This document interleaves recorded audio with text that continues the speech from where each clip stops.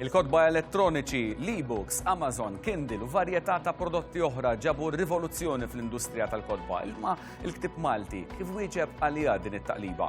Ras imbras ma' Mark Camilleri, Chairman tal-Kunsill Nazzjonali tal-Ktieb, li qed jinbotta bisħieħ biex id-drittijiet tal-awturi Maltin ikunu rikonoxxuti u rispettati. Ras imbras.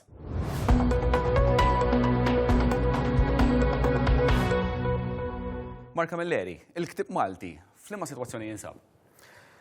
L-ewwel ħaġa l-industrija tal-ktieb, ovvjament, għalkemm in-nies jaqraw ħafna kodba u n-nies jieħdu gost jaqraw, l-industrija per se ma tantx qiegħda tajba mhux Malta biss, ġifieri. Tal-print, tal-ktib mitbuħ tajt. Ġifieri kwalunkwa, ġifieri anke b'mod elettroniku, għaliex ħafna nies minn għalihom li d-dinja tal-ktib elettroniku hija xi dinja kbira fil-fatt mhux hekk, id-dinja tal-ktib elettroniku hija biss frazzjoni żgħira tal-industrija tal-ktib. L-industrija tal-ktib xorta da magħmula maġġoranza kbira assolutament mill-ktib mitbuħ. Ovvjament hawn ħafna nies jaqraw u hawn iktar bżonn għax l-edukazzjoni dejjem issir aħjar, dejjem hemm iktar bżonn ta' kodba, ġifieri t-tfal jaqraw iktar esposti għal kodba milli kienu qabel forsi. Imma l-industrija minħabba ċertu raġunijiet ovvjament mhux Malta biss sejra. Di xi ħaġa internazzjonali, fil-fatt kważi ngħidlek forsi barra minn Malta hija qar minn Malta. Fl-opinjoni tiegħi, jiena kull fejn immur nara nies bil-tablets u bil-tablets partikolari apposta li jieħdu l-kodba flok il-ktieb u kulħadd jaqra lilhom. Ftit tara nies li għadhom ikunu bil-kodba f'idejhom. Ħanamlu ċara di, il-problema tal-industrija tal-ktieb mhumiex it-tablets. It-tablets huma xi ħaġa li jikkumplementaw ħafna d-dinja tal-ktieb. Anzi, permezz tat-tablets u permezz tal-mezzi elettroniċi tolqot nies u tasal għand nies li bil-ktib mitbuħ qabel ma kontx tasal. Il-kriżi illi qed tfaċċa l-industrija tal-ktieb fid-dinja imma l-iktar aħna fl-Ewropa u fl-Amerika hija il-pressjoni fuq il-prezz minħabba Amazon illi kisser prattikament is-suq ħabba l-prezz. Ġifieri dik hi l-problema. Jekk il-verità hi li l-prezz tal-ktieb 20 sen ilu eżempju ma żdiedx skont kemm żdiedu l-prodotti oħrajn, skont kemm żdiedu l-pagi, skont kemm żdiedet l-inflazzjoni fil-valur tal-proprjetà. Ġifieri għandek il-valur tal-ktieb li l-prezz tiegħu qed jibqa' l-istess u għandek l-affarijiet l-oħra li qed jibqgħu jolew. Dik hi l-kriżi illi qed tesperjenza. Fuq livell internazzjonali x'inhu jsir? Jiġri aħna nisimgħu kemm il-darba li anke l-Kummissjoni Ewropea tindirizza lil Google u lil Amazon fuq ism oħrajn. Fil-każ tal-kodba x'inhu jsir? Fil-fatt teħed, tajjeb, interessanti li semmejt dal-punt, għax fil-fatt l-Unjoni Ewropea insertat b'mod nista' ngħid forsi pjuttost sorprendenti wkoll li hija l-unika istituzzjoni internazzjonali illi qiegħda tirregola dawn il-kumpaniji kbar bħal Amazon, Google li għandhom poter globali tista' tgħid issa peress il-kobor tagħhom huwa tant kbir. U din hija ovvjament xi ħaġa illi tgħin. Il-problema l-Gvern Amerikan ma rridx jirregolhom ovvjament għax anzi l-Gvern Amerikan irid ikompli ħallihom jikbru b'mod unchecked. L-Unjoni Ewropea għall-inqas qed isservi ċertu ftit kontroll. Imma xorta mhuwiex biżżejjed, jiġifieri l-aħħar direttiva tal-copyright li ħarġet l-Unjoni Ewropea oriġinarjament kienet ħafna aħjar milli kif spiċċat eventwalment għax kellek ħafna lobbying minn Google illi daw għamlu ħafna lobbying ma' ħafna MEPs, għamlu lobbying ma' ħafna pajjiżi membri fl-EU biex id-direttiva tal-copyright spiċċaw radbuha b'mod sinifikanti. Ġifieri xorta għadha problema. Sfida oħra, inti tkellimt ħafna dwar din l-awtur u d-drittijiet tiegħu fuq ix-xogħol li jikteb, inti għaw ħafna kittieba li d-drittijiet tagħhom ma ġewx irrispettati, x'jiġifieri? Ara, l-industrija tagħna għandha ċertu sfidi partikolari wkoll f'Malta.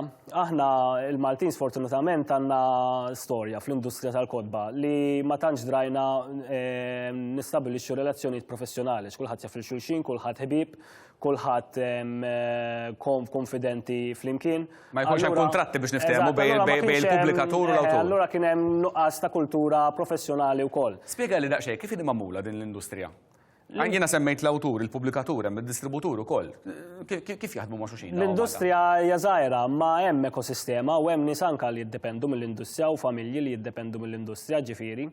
Hija industrija żgħira ħafna kemm hija industrija importanti ħafna għall-iżvilupp kulturali u edukattiv u intellettwali tal-pajjiż, għax ovvjament jekk ma jkollhomx l-awturi, il-pubblikaturi li qed jipproduċu l-kotba, ovvjament il-pajjiż huwa nieqes minn aspett importanti ta' ċivilizzazzjoni.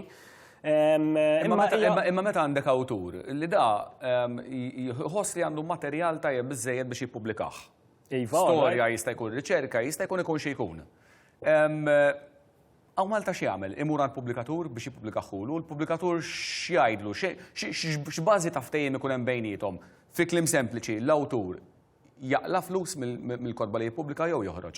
L-awtur jekk jinqara u jekk il-ktieb tiegħu jew tagħha ikun ktieb li jista' jinqara u n-nies jogħġbuh dal-ktieb iva jaqla jew taqla xi ħaġa żgħira tal-flus, imma xi ħaġa żgħira ħafna mhux biżżejjed biex tagħmel karriera jew xogħol full-time.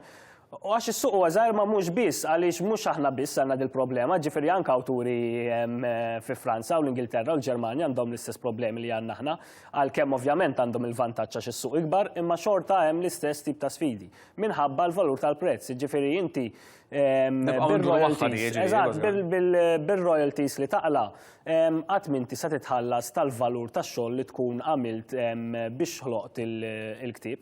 U din hija problema mhux aħna biss tal-kotba, ġifieri anke industri kulturali oħrajn qed jesperjenzaw dan it-tnaqqis drastiku fil-valur tal-labor tal-artisti li mill-ġdid qed jiġi minħabba l-istrutturi ekonomiċi kif qed jaħdmu bħalissa u kif għedna wkoll l-Unjoni Ewropea b'mod sorprendenti qed isservi bħala l-unika checks and balance internazzjonali fuq dal-proċess. F'Settembru kellkom il-Kongress tal-Awturi u biltu fuq din il-karta charter dwar id-drittijiet ekonomiċi tal-awtur. X'se tbiddel il-karta?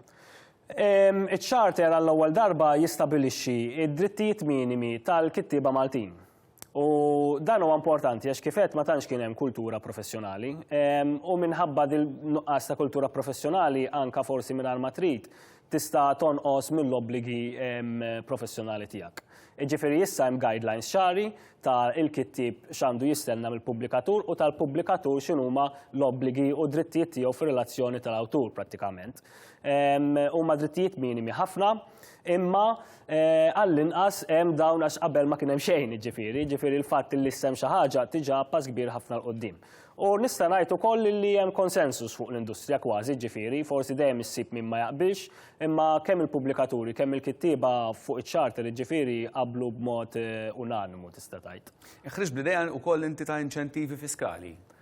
Ovvjament kif qed ngħid peress li l-industrija qiegħda fi kriżi esistenzjali ħabba raġunijiet ekonomiċi li semmejt, aħna proponejna oriġinarjament ukoll il-pubblikaturi biex ma nbeżżawhomx għax iċ-charter għad-drittijiet tal-kittieba għall-pubblikaturi li forsi qiegħed jistinka biex da jissopravivi, forsi jista' jibża u jgħid inti ħa toħod li iktar tiġa qiegħed nipprova imma mhuwiex il-każ.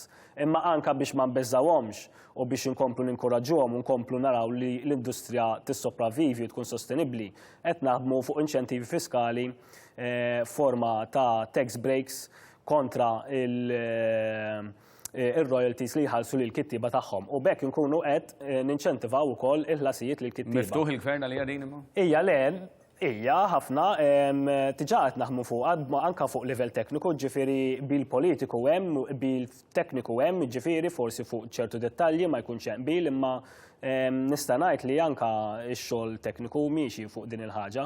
Għandna suppost mill-bidu tas-sena d-dieħla ikollna l-abbozz lest u nistgħu nimxu fuq għadi. Propju f'dawn il-jiem qed issir il-Festival Nazzjonali tal-Ktieb f'dar il-Mediterranea konferenzi.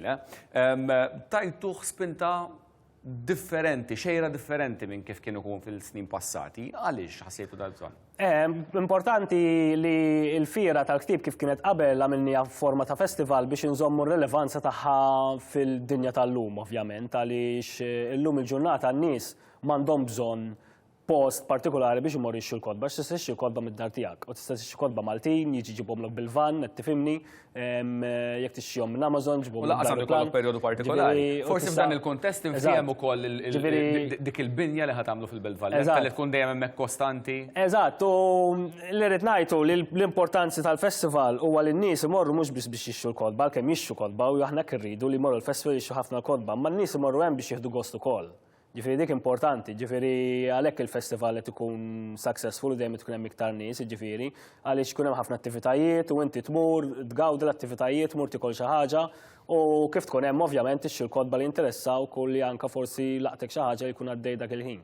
U bekk il-festival baqa relevanti u kien suċċess. Però ma tistgħux tagħmluha xi ħaġa mod kostanti matul is-sena. Din naf li qegħdin tinvestu dak il-proġett partikolari li għandkom il-Belt Valletta. Għandna l-palazz ovvjament. Li mill-palazz lan daku ġifieri l-għannu li nkomplu nikbru, nkomplu nsibu mezzi minn fejn l-industrija tkompli tista' tdaħħal iktar flus ħalli nipproduċu iktar kodba. Dak huwa dejjem lan ġifieri.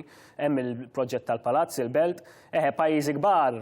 Ovvjament, ikollhom anke l-firi reġjonali. Aħna għandna firi żgħar, bdejna fira l-Università li tmur tajba, imma anke fuq dak il-modell nixtieq nkomplu nżidu t-tip ta' firi wkoll. Mark Camilleri, prosit għall-Festival Nazzjonali tal-Ktieb, grazzi tal-programm da Simbras, mit-2 sal-ġimgħa fis-7 ta' filgħaxija. Issibuna wkoll fuq tvmi u tvm.com.mt. Nsemmilkom.